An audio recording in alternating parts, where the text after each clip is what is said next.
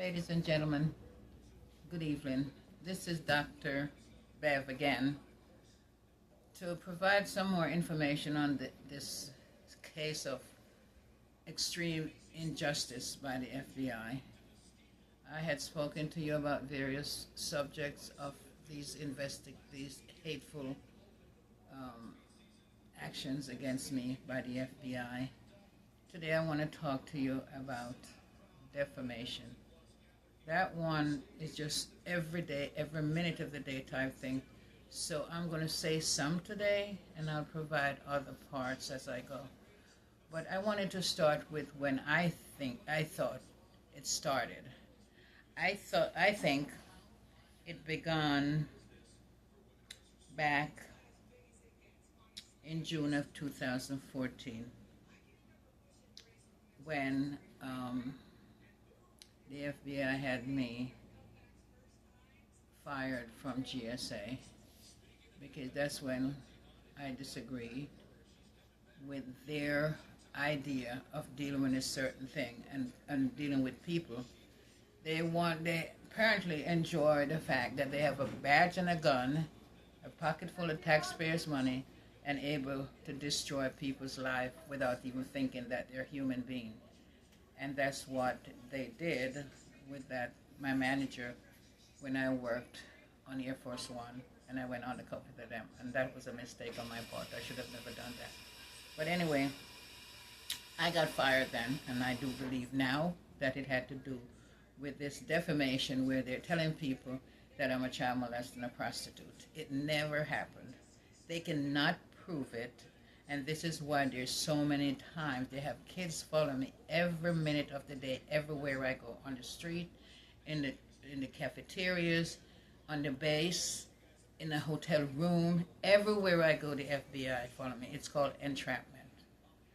And then it continued from 2004 into 2009 when I went into Iraq for KBR.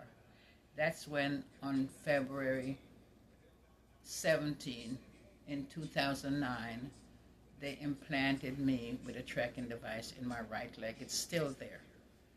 And they told KBR, and KBR is the one that sent me back from Iraq to St. Joseph's Hospital to do that colonoscopy, which was not needed to be an air traffic controller. I had no problem with it, and it's not a requirement to have a colonoscopy test for air traffic controller certification.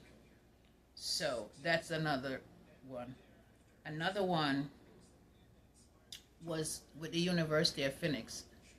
I was a professor for the University of Phoenix from 2002 until 2008. When I tried to get on my class, and I was told by one of the administration staff that they don't need my kind around their kids. I didn't know what that meant at the time, but now I do understand what it was. And none of the kids can say I've ever abused them. None of them can ever say I've been disrespectful or unprofessional to them. The same thing held true for when I did some work for the University of Maryland Global when I was in Kuwait. I was there working for a short period when the same thing happened. They dismissed me without cause or explanation. Now again, I know all this was with the FBI, and this goes on forever. The next time I know was when I lived in New Jersey, Roselle, New Jersey. I was living in an apartment owned by the Bazzuto group. And FBI had an apartment there next door to mine because I would see them coming and going, and I was able to get a copy of the license plate, and when I checked it, it was the FBI. And they had put they had put cameras in the ceiling of the apartment. I went in, I saw the camera, I removed, it was in the HVAC system, the air conditioned heating system in the ceiling of the apartment. I was able to climb up, remove the the grid around the ceiling, and there was the camera staring at me. I took pictures of that, and I notified the management about it. Well, the management notified their attorney, and their attorney sent me a letter, which I still have, and was presented to the U.S. Congress and Senate. It called me a sex offender. And that's when I sued the Bazooka Group for defamation. And I provided evidence and everything. It went to the district court, federal district court in Newark, New Jersey. And the attorney on the case, her last name was Cox, Judge Cox, and the first thing she did was she sealed the case so no one could see the evidence. And it's just a year or two ago, I noticed that it was tampered with. She changed everything that I submitted, and I still have copies of what I submitted to the case, what I submitted to the court, and the court stamps are on those documents. Not only that, they lied about everything and said that I had submitted to the court documents stating that I wanted to be committed to an institution. Of course, that never happened. There's nothing wrong with me other than the fact that I'm fighting for my rights. I don't think you should be put in a jail for fighting your right. I think there's something called the First Amendment and so forth. The second time after that was when I went to a hospital in New Jersey called Trinata. I went to get a CAT scan on the tracking device in my leg. They had the security guard held me in a room, told me to undress. They put on a medical type gown, the ones you put when you're going to a jail cell or something. They put that on me, took me to the basement to a room and locked me in there for hours. And told me if I didn't, they said I was crazy, and if I didn't admit to it, they would not let me out. And I wouldn't. And they knew I wouldn't. And they finally, after 11 hours, in the middle of the night, they let me out. I didn't have my car or anything because they took it as well. I had to wait the next morning to get a bus back home. So these are some of the injustices I've been through. The next one took place, that had happened in 2009, the one with the Trinata Hospital. The next one was the U.S. Army at Fort Meade. I was up there one day in the hotel there. I had spent some days there. And when I came out to my car that morning, it was gassed. The FBI gassed it with using the device in the back of the car that they had installed with the help of Passport Nissan, which is a dealership located in Marlow Heights, Maryland. They gassed the car so badly I couldn't use the car, so I walked down to the private police department. The Army has military security police as well as plainclothes police. I can't remember what they call those police. But I went down to their office to report the situation, and one of the police came out and said to me, they did call medical to check me. They did a blood test and everything. But he came out of his office, came to me and told me, I need to go and speak to someone. And I said, what someone? He said, somebody at the hospital. And I said, I don't need to talk to anybody at the hospital, or psychiatric hospital, he said. I said, I don't need to go talk to anybody there. If I want to, I'll do it on my own.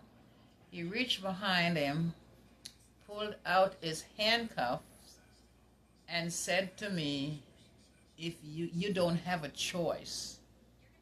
If you don't go, I'm going to cuff you and I'm going to take you there. So I stood up and I said, you know what? I'll go where you want me to, because I'm not going to have you beat me up or shoot me and then tell people I was arrested and was resisting arrest. You had no reason to arrest me or to demand that I go see any kind of psychiatrist, because you're not a doctor and you don't know what I've been through. So I got up and I left. They put me in the back of the police car and they took me to the Baltimore Washington hospital. They left my car in their parking lot. The windows were still open and everything. I had some plants in there as well. They just left it like that. I went to the hospital with them because I'm not going to fight with them. And they had no reason to arrest me because I'm civilian. I was not a military person. I'm just a veteran. Well, I went up there and they told the staff to put me in the psychiatric ward, which they did. And I was so upset, I was crying. I'm thinking myself, did I make a wrong turn and end up in Russia or someplace? That's what I was thinking. I was going through these things and I can't understand why, because I said the right thing, because I didn't commit a crime for the FBI. This is where it all started. And I went to the hospital. When I got there, they put on this hospital coat and jumpsuit on me and put me in a cell where I could hear other people screaming and carrying on. It was a psychiatric ward.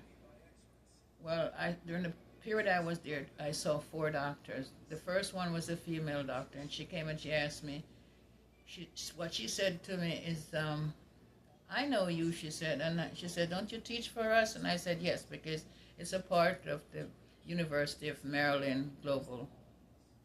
And I said, yes, I'm a professor there. And she says, why are you here? I said, I don't know. Please ask the police, because they make threat. They're going to arrest me and take me here just because I told them that my car was gassed. And they said, do you have somebody that can come and pick you up? And I said, no, because I'm here by myself. And they put me in another room. They took me out of the cell and put me in another room. And she said, I'll take care of this. Well, they sent 3 other doctors to make sure I was okay and wasn't going through any changes. And the next morning, she told me to get up and get myself together, and she's going to call them to come and pick me up. And I waited for them. They did show up after a while, 2 officers, the good guy and the bad guy. Well, the good guy came and he made sure I was okay. He told me we can go get in the car, but that the other gentleman was with the doctor, and he said the doctor is going to give him a hard time for what he did, because the doctor, he had no right to threaten you or to put you in custody or anything like that, because you're a civilian and he's with the military and you have done nothing. It's illegal unless they can prove that I did something against the military that warrants an arrest, and I didn't. So when he came back, we got in the car and we headed home. Nobody said anything while we were driving, but I did. I had to make sure he knew I knew. And I said to him, you know, I would hate to have your job, because I don't go around and hurt people. I know where it's coming from. And he said, yeah.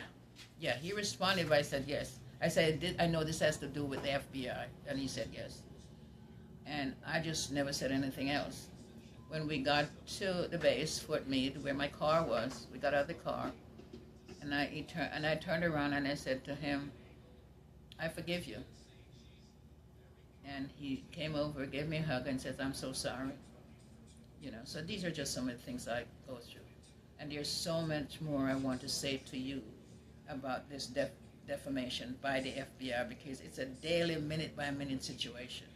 I had once already told you that they made a video with my name on my face and my words, and has been distributed all over the world, everywhere they go. But I'll give you more detail on other incidents that happened. So I want to, again, thank you for listening to this story. I know it's awful, but this is what I've been dealing with forever. And the only way it's going to be stopped is when the Senate and the Congress Judiciary Committee meets in January. Thank you so much again, and good night.